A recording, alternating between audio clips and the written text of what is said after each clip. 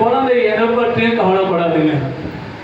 அது தெரிஞ்சுதான் ஒன்னே ஒன்னா, என் தாய் மடியில இருக்கிறேன், என் தாய் என்னை கைவிட மாட்டாங்க, என் தாய் என்னை ரோட்ல விட மாட்டாங்க. என் தாய் நான் அழுதேன்னு சொன்னா என் தாய்க்கு தெரியும் இந்த பிள்ளைக்கு என்ன வேணும்னு சொல்லி.